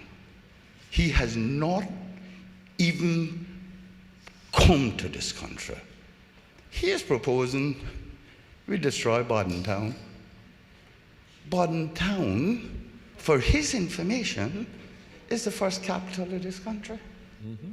And it must stay as is.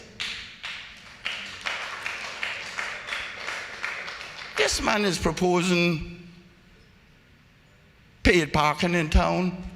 Ask him what happened to me when I proposed it in 2006. Tell him do that.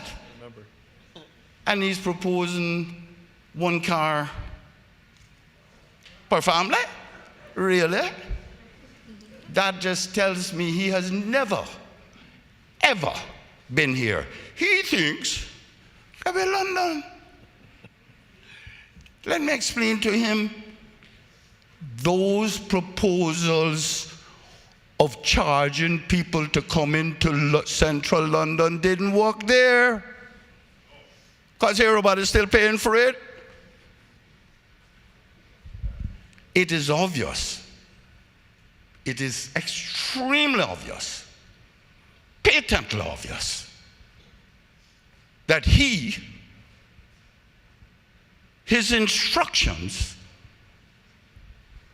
Sir, is indicative of what he wrote. Should we ask if they plan to use it, and then maybe we can move on to the question? I'm not trying to be funny, sir. I'm just trying to get other people a chance to speak. That's all. That's all I'm doing. Well, I'm not funny either. Do you plan on using that particular report? Listen. Have you heard of that report? You have? Are you planning on using that in your reference, your terms of reference, and your maybe that's the question to ask, first of all, and see where we can go from there. So the report was actually submitted to the NRA. It wasn't submitted to us in terms of the terms of reference. So that is going to be a NRA response. If the NRA wants us to consider this in the terms, we will do that. Okay, that's fine. Yeah. And thank you. You know, what I'm concerned about your report, you're so doggone independent that it might come out the wrong way, that we mightn't get our road because of all the studies that you're going to look at. That's no disrespect to you. You know, I think that's a kudos to you. And I appreciate the manner in which you did it.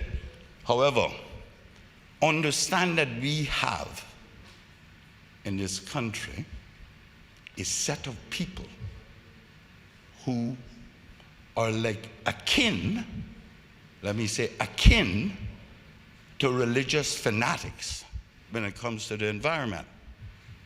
2 black mangrove swamp leaves, and they want it their way. It cannot be their way. They live in Georgetown on pumped up swampland, and then they come up here and tell us up here what we must do. Understand, they have carried this on for long enough. I lost the election in 2021, John. I have no one else to butt up to. So all those who think that they can continue to use this medium to continue to marginalize the generational Caymanians, they have someone that they need to deal with now. I gotta be at their meeting. Trust me. If they have their opinion, I can have mine. And I am very capable of expressing it. Yes, sir. However, you think they're gonna get me here tonight or what? No, they're not. Because no one understands in Georgetown, while they're on their swamped up pump land, they can get up 45 minutes before school starts and get their children ready and get to work too, after dropping their children. I go to East End every morning, religiously between 6 and 6:15. The traffic, I noticed you had a traffic study that 2019? Yeah. This morning the traffic was past Guardhouse Hill. I live in Savannah. Okay? So you may be a little off. Trust me. So when they get up and can do that, and the people in East End and Northside have to get up at 4 o'clock in the morning, get their kids ready. It's either to give them breakfast in the car, or they leave them on the mercy of the grandparents to get them on the bus at 6:30. 5 o'clock. Yeah. They're saying so, not me, they're from the outside. Yeah. And we talk about family. These are the same ones, these fundamentalists that talk about family life. Agreed with them 100%. They go pick up their kid at 3 o'clock, they're with them. You know what time my parents up here get with theirs? 7, 8 o'clock at night. Really? Really? And then they come on to dictate what must happen on this end of the island? On a joke, you know what? One question I got now is... Thank you. You're very welcome. One question I got now is, why is it that there's a EIA for between Newlands and look out by Broy there? Look out. Can somebody answer that first?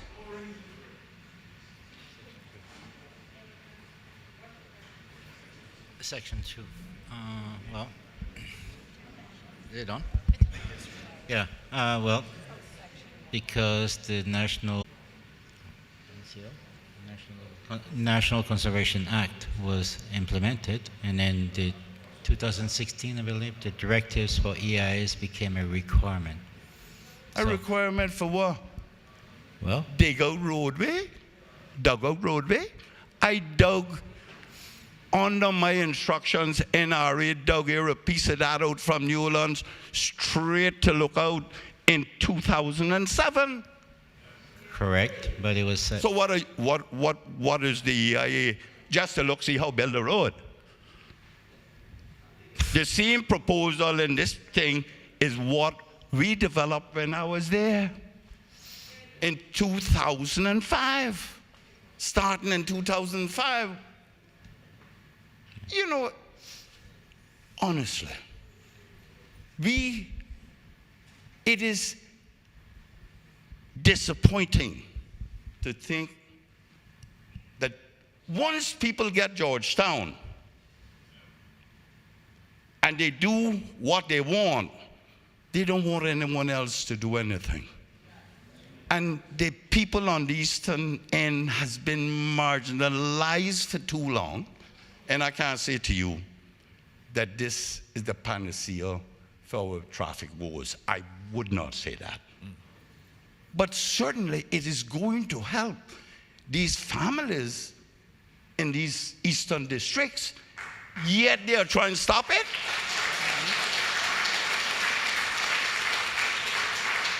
And getting some engineer out of England that has never been here and look like he's writing a thesis for some place that you wear mud skirts and live in you wear grass skirt and live in mud huts.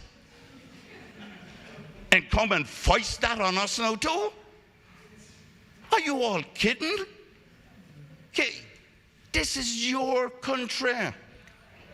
And you're entitled. You're entitled to something in it. You're entitled to a better way of life. And a better way of life is not driving on that road down there every day. And government needs to do it. Vivian is now. Vivian, does he understand, John Jay, I'm in your corner, whether we sink together, we rise together. Wherever there is no hole in your side of the boat, son, me and you in that boat together. Okay? What you say? The fundamental one of the tenets of politics is to enhance the lives of people. I coined 3 words: tangibility, measurability, and visibility. Is politics in all of its manifestations. You think the people in East End worried about climate change? You think people in Northside worried about climate change? What are they going to be worried about climate change for when their life is so hard that they don't even have money to buy and give their children trips like those in Georgetown? Ask them how many times they take trips across the pond on British Airways or other big airline to give their children vacations per year. Who contributes more to the ozone destruction than those planes? Not Eastenders, Northsiders. Mr. McLean, we do have others that want to ask questions. I understand. I know that you're doing a great job, and you're. I love hearing you speak all the time, sir. But we do have other people that want to ask questions. Well, understand I'll be to the other meeting, and I will make my continuation there. So be prepared for me. Please do. Thank you, sir. I do appreciate your contribution.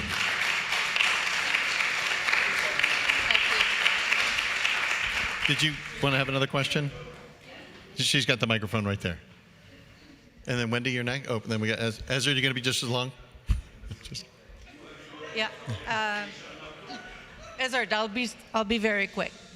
The Frank Sound. There's 2 arterials that are reaching there. Can you explain why there's 2? There's a why. If you put on the road, there's a why. Can you explain the second one? Yeah, the second one, this is part of a larger plan that was gazetted under Section 26 in 2005 that would go through East End, John McLean Drive, the southern section that comes parallel in the vicinity of the high school. Is it necessary at this point? It's gazetted under long-term plan. Is it necessary at this point? It's gazetted under long-term plan. We're not building it at this point. It's not the purpose. It is not part of the EIA at this point. So I'm just saying, there's going to be some mitigation, there's going to be some ways to say, well, does that need to happen there? Should we have 2 roads on the Y, on the Frank Sound? I know it was gazetted. Is there one that could be kept as the main one? Do we have to destroy more? Do we have to allow that? All I can say, my instructions were, our NRA's instruction in 2005 was to provide a road all the way to East End. And currently we under this exercise is as far as Northside. Merci, Monsieur Thibault. Bienvenue. And can I add just a little bit to that, where for us to consider cumulative effects, it's better to know ahead of time what's being planned for development so that we can look at everything that's going to happen. Because one of the things that we look at is if the mangrove is going to be impacted once, that's one thing. But if you have another project coming in that's going to impact the same exact area, that's a cumulative impact. Mitigation is a little more difficult. Minimization is off the charts. So it's better for us to look at everything that's being developed within that corridor or planned for development within that corridor so we can talk about mitigation strategies, avoidance, yeah. Yep.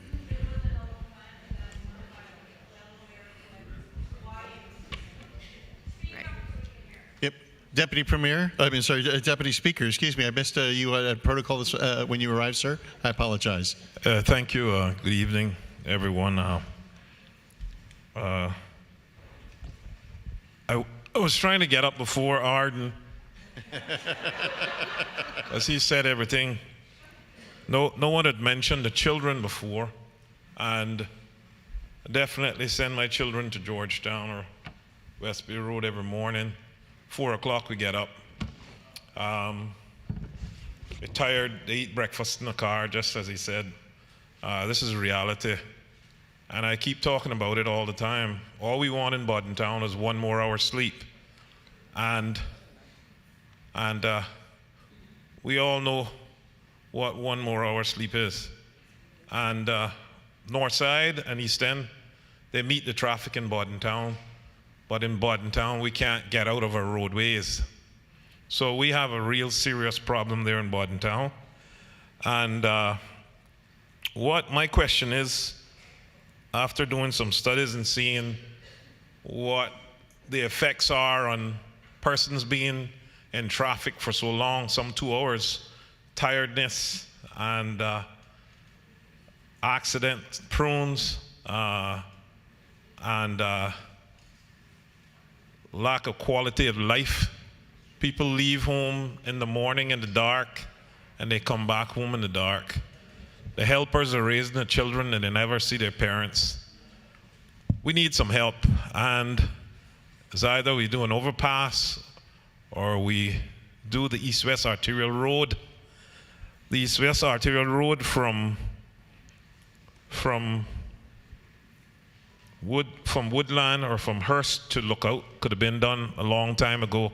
Didn't need any EIA study for that. Went up in the helicopter, saw it. My question is why is an EIA, for the public's benefit, why is an EIA a year? And has the year started yet? That's a two-part question. And why can't there be a phased approach? Because if we had a phased approach where our main concentration right now was on trying to get to Lookout, where there's less damage to the wetlands, etc., I think that that would solve a lot of the problems and it would give us some more time to consider moving further, although I know the minister's from Northside and he would want to get all the way up. But I need to understand, and I know, and I've heard it before, that DOE or the National Conservation Council appreciates the phased approach. So I want to understand, why aren't we trying to consider this? One more year, if we haven't started the year yet, waiting on an EIA is very damaging to our population. And I need to get some answers as to how. Somebody talked earlier about what are you going to do if you get a second road and go to Prospect. I can tell you what, I wouldn't even care if there's a bottleneck at Prospect, because Prospect to Georgetown is a 5-minute drive. So I want to get to Prospect. I can't get to Prospect. So if I had a second road and I could get to Prospect, that would mean that I could sleep 1 hour more, even if they didn't fix all the other connector roads. And there's a lot of simulations of what you can do, go around the airport, all kinds of different stuff. So please answer those questions in terms of the phased approach and why is an EIA a year? Thank you. Thank you.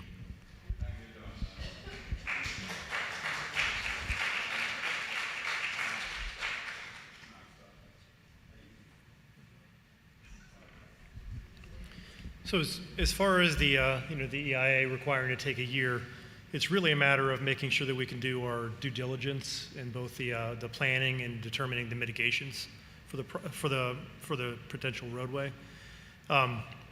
We found in the past that when we proceed with an accelerated schedule for projects like this, it typically results at the end of the day in actually further delays downstream, because oftentimes you'll overlook something or you might speed past something that you then have to go back and revisit.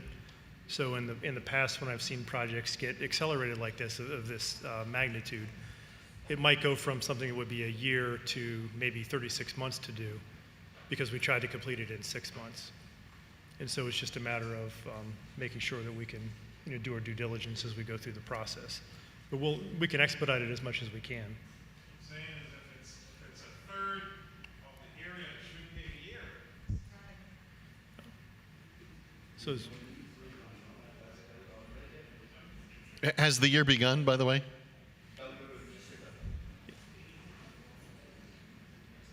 It is not. Okay, it is not. Okay. Perfect. What? No. Yeah. And Mr. The year can't start until the terms of reference are approved by the EIB. I can't, my hands are tied by the process. We'll do the process. We were told to follow the process. We will follow the process. Based on the comments we'll get, whatever they are, they'll be integrated. They'll be summarized by the EIB, see if they're okay with our answers to that, if they're relevant to the scoping opinion that we have, and then hopefully we can start the study in March. Thank you. Final question, Mr. Miller. Thank you. It is 9 o'clock, ladies and gentlemen. I mean, I have more than one. Well, that's all right. Final questions. I know we're supposed to stop at 9, but obviously. The first question is, what is the purpose of the EIA? Is the purpose of the EIA to find a reason not to build this road? Or is the purpose of the EIA to find areas that may be adverse to the environment and to come up with ways to mitigate that adversity to the environment? The latter. The latter. The latter. The purpose of the EIA is to identify the sensitive areas and to find ways to mitigate against it. Well, the best I don't happen to design. believe that no build is an option. We actually have, And I understand, pardon? I was going to say, we actually have 3 primary alternatives, and Lindsay kind of touched on it. So the first one is the no build. We just don't do anything, or you don't do anything. The second one is improvements to Bodentown Road, whether that's widening or intersection safety. Okay. And then, So, Please. also, Can we hear the presentation, please? if And the then- no build option is simply to demonstrate the absolute need and necessity for this road for future development of the eastern districts, I will accept that you need to do that exercise. right. So the EIA is not going to tell you yes or no that the road has to be built or whatever, or not built. All we're going to do is provide you with the information of, if we don't do anything, this is what's going to happen possibly in the future with your population growth and, movement from people. Okay. And Second. also talk about what if we did improvements to Bodentown Road? What are the That's not a consequences to possibility. doing That's that? not a So- possibility. That's not a possibility. But that we Don't, still don't, have. don't, don't think more mad than that was trying to put a 3-lane highway through hot land. But see, Which I had to stop. So Right? let's not get ahead of ourselves. No, okay. The EIA, we I understand the don't- purpose of Yeah, it. we don't care one way or the other about the road. What we need to tell you is the information that you need to make this decision. That's what I would So like to that's see. why we're looking at all the alternatives. I also have a huge concern listening to some of the statements made tonight that you're getting a lot of misinformation. For instance, the picture you had up there about the mangrove, the beautiful picture of the red mangrove roots and stuff, was that along the gazetted road? I don't think so. That was just an example picture for the presentation. Secondly, statement was made that the Mastic Trail was developed to traverse the wetlands. I can tell you, that's an outright fabrication. The whole Mastic Trail is a fabrication of people who don't know what they're talking about. The Mastic Trail was developed to provide access for farming and economic reasons into some of the most fertile land in the Cayman Islands. When you hear these people who come here yesterday telling us that we got to protect the Mastic Reserve because it's old, rubbish. Every mahogany tree, every ironwood tree was cut down from that area in the 30s and the 40s and the 50s to build houses and churches in this district and boats. And the greatest and the most immoral confiscation of generational wealth in Northside was accomplished by the National Trust and the Mastic Reserves. They literally stole the land from the people at reduced prices.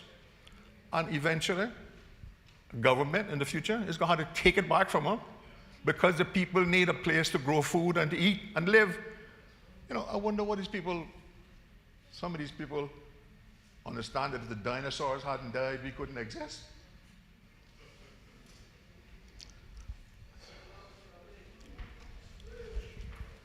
I am of the view that the road needs to be built. I am of the view that any environmental concerns can be properly addressed and mitigated. This preposterous idea, again, that the wetlands, you see the only place in Cayman on the other economic zones, you know, right, in Cayman, the swampland. It's only this area, this swampland, that's called wetlands. All down on 7 Mile Beach, West Bay, Georgetown, it was all swamp. Could fill it in, right? But now that my grandparents stood the heat of Panama to build canals, built the bridges in the Florida Keys to get money to buy land, my father sailed the 5 oceans and the 7 seas to buy more land, and I have worked the last 50 years to buy more land to create generational wealth. Now these newcomers want to confiscate it and stop development. In my view, the road needs to be built. The National Conservation Law, when they brought that down to Parliament, I happened to be a member. I filed 32 amendments to the law to protect Caymanian farmers in the eastern districts. And they accepted, I think it was 29 of them, to make the law better. That's tell you how bad the law was when they brought it there. What the National Conservation Law provides for, as part of the mitigation along this road, for any landowner where they find, your EIA finds a sensitive area, for the National Council to go into contract with these people, pay them an annual lease, and come up with a management plan for the area. It cannot be an all or nothing plan. It has to be balanced. We must be allowed to extract our generational economic ability and wealth from this land. That's why we need the road. The same way the people who are opposing it now got their generational wealth in Georgetown, 7 Mile Beach, and West Bay. Right? So my position is no build is not an option. And I would like, my recommendation would be that the EIA concentrate on identifying, the assumption should be made that the road has to be built and that the road will be built. So the EIA, I would like to see concentrated on identifying the environmentally sensitive areas and the adverse on the effect and mitigate them. There's nothing you mentioned here tonight as a possible environmental adverse impact that cannot be mitigated. If you want to go to the extreme, you can collect all, if you don't want to worry about the oils and the rubber and stuff running off the roads, you can put a drainage on the road and collect it all into a pit and treat it before it goes into the swamp, you know. Costs money. But the noise reduction, anybody who drive up I-95 in Miami, that's what those walls that you see for. It's all about noise reduction, right? So I am of the view, and I hope that I haven't read the TORs yet, but I'm hoping that if the TORs does not say this, my recommendation and my input is that the TORs should, one, make the assumption that the road has to be built and that the road is needed for economic development and prosperity in the eastern districts, and the EIA must concentrate on finding ways to mitigate any adverse impacts on the environment. Thank you, sir. Thank you, Mr. Allen. Just two quick questions. All right. As my good friends, Mr. Sterling Green, Ebanks, and Mr. Woody would say, we're well into overtime, but two quick questions. Thank you, Jay. I appreciate it. I just have two very quick questions about the tours. You spoke earlier about the scoping area and looking at the map. It doesn't look as though you'll actually be including these pinch points that people have spoken about regarding the traffic as it comes into Grand Harbour, because the border's at Prospect. So can you just clarify, will you be looking at the impact of an extension to the traffic in that area within the terms of reference or not? is up. This is about the east-west arterial extension. Other projects that the NRA has dealing with Grand Harbor, LPH, and all that will be presented later. It is not part of this project. So they The will scoping opinion from the EAB did not speak about Grand Harbor, LPH, downtown parking, or any of these things. So there will be no, just to make sure that I get this right, so when I write the story I'm not wrong, you will not be looking at the impact of building this road all the way out to Northside on the impact that will have at that pinch point at Grand Harbor. That will not form part of the terms of reference. Well, the road is already built to the pinch point. I'm not sure what your question is. Clarify your question, please. Don't misquote me. This is why I'm asking it. The traffic that this road will bring into Georgetown will change the current situation. It will bring the traffic quicker, it may bring more traffic, whatever, I don't know, I'm not an expert. I'm just asking, it will bring it to a pinch point, a funnel, as we all know, at Grand Harbor. So I just want to know if that forms, that impact from the cars that will come all the way from Northside into Georgetown will be part of the terms of reference or not.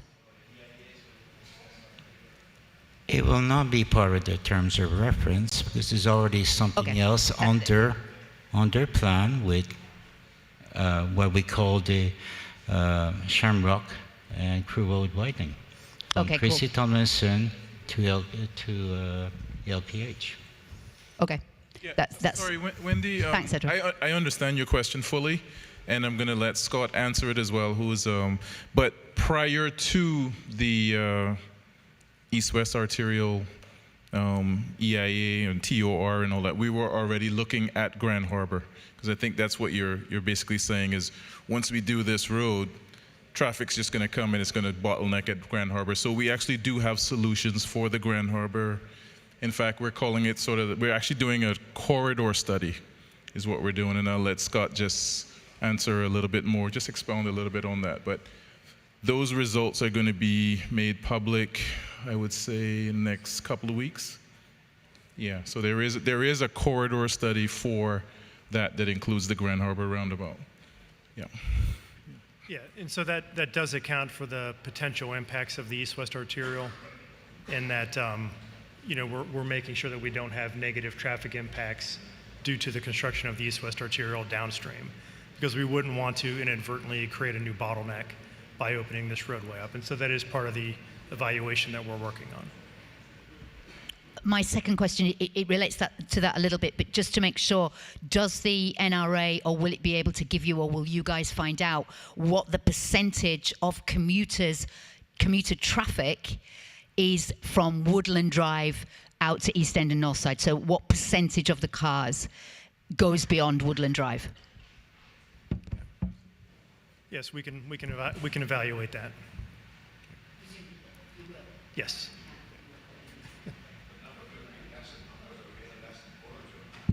Ladies and gentlemen, thank you very much for your attention today. Please give the panelists a round of applause.